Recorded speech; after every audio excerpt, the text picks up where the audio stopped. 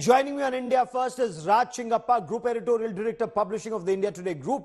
Raj, you were there at Isro in 2019. Now, from Chandrayaan-3 mission, there are important lessons learned, multiple redundancies that have been built into the system, and give us a detail of the scenarios that have been wargamed.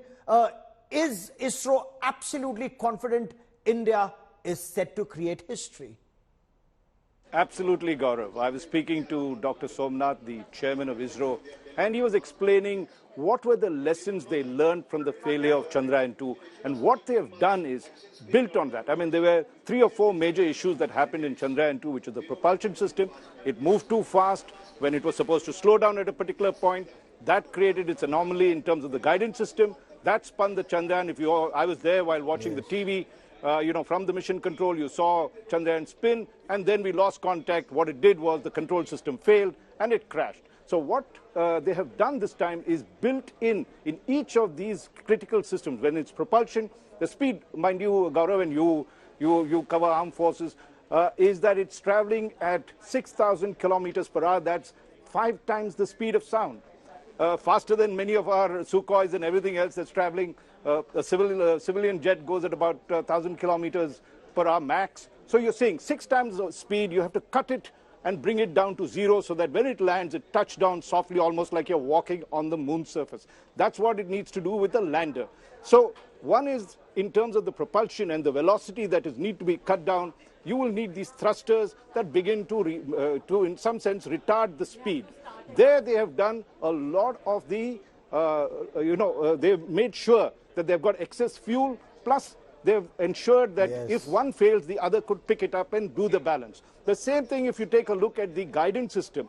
Earlier there was a software error, which meant that the parameters that they had calculated in the algorithm, the moment this went too fast, this turned out. They have now broadened that considerably. And the third aspect of it is in the guidance, the final control and landing, what they have done is that last time they could only land in a patch of, say, like a football field. That was the size that was there. So it was very pinpointed accuracy that they had to do.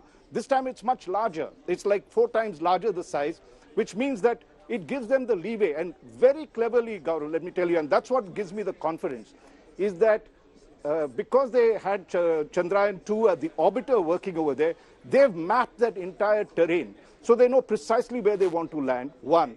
And secondly, because they don't need another orbiter, they've put in more fuel into this. There's almost, the weight of this is almost 200, kgs that they were talking about, which is heavier, which means that they gives them more flexibility. If there's an error, fuel is critical. It's just like if you're traveling from one point to the other, if your car does not have the fuel, it runs out. This was the problem they had when they did with Chandrayaan-2. So this time they made sure they have enough fuel, enough redundancy, and that's why I think tomorrow we're going to celebrate.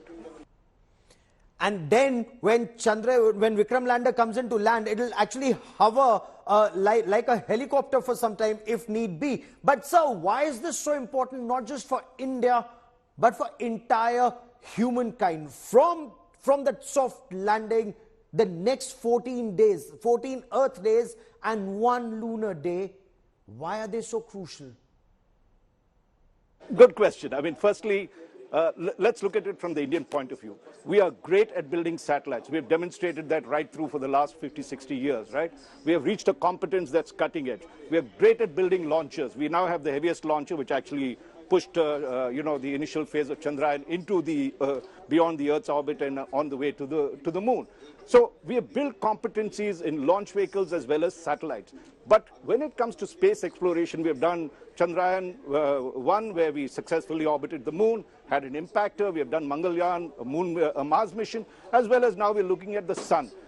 Very, very important for scientists to demonstrate. What is the purpose of this mission? There's 3 purposes. One is to ensure that the lander lands on the surface. It didn't do that last time.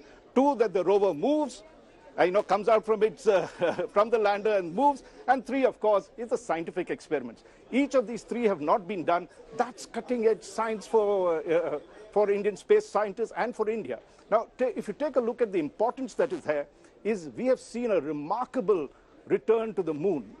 Artemis project, which was started in 2017 by NASA, is now planning to put man back or humans back on the moon by 2025. That's 2 years from now, after a gap of 1972. So you can imagine 4-5 decades have gone and they want it back. Why? Because the moon can be a major staging ground for space exploration.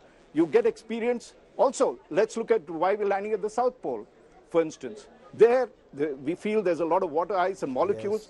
Yes. And what will happen is that we can then colonize the moon in some senses and use it as a gateway to explore space.